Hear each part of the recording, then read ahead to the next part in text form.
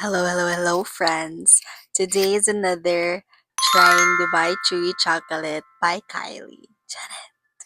But okay, yeah, for real, this is the third Dubai Chewy Chocolate that I am going to taste. So I got this from Cookies, COKISS on Facebook, and I got this for 100 pesos. Actually, my workmate bought it for me and I bought it to her. I bought it from her. May ganun. But she's been raving this that it's so good and it's affordable, and from a standpoint of an observation lang, it's heavier, mabigat siya, and it's big compared to the others pod as well.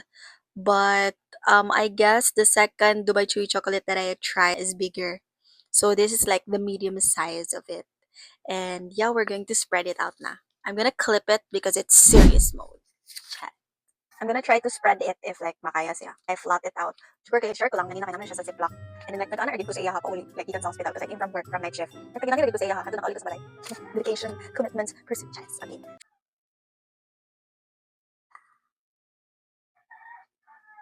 There you see it. I'm going to bite it. Kaya medyo mahugaw na ta.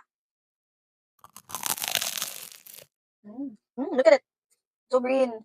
Na part nga marshmallowy siya. And then naragid sa middle pod ang the filling. Pero ano kaya siya ta? The cocoa is not that bitter. Just like it's a real and not miswa, the Taifei. Let's spread it even more. Like mo yung mallows.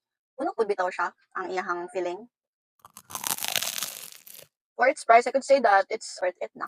You guys should try cookies. Na siya sa Facebook actually. And bake day sila. So abang-abang lang mo kung when sila mag-restock or like magpa-open ng orders. Okay, so additional thoughts about the cookies Dubai Chewy chocolate. I ate the whole thing already, and this is the sweetest among the three versions that I have tasted, and it's the crunchiest among all of it. So if you're leaning more onto the sweeter side because the cocoa isn't that bitter compared to the others, this is the one for you. But for me, I think it's a little bit too sweet for my liking, but it's also worth it if you really want to try like what DCC is all about. So yeah, I guess that's all. Akyams, back to the previous clip.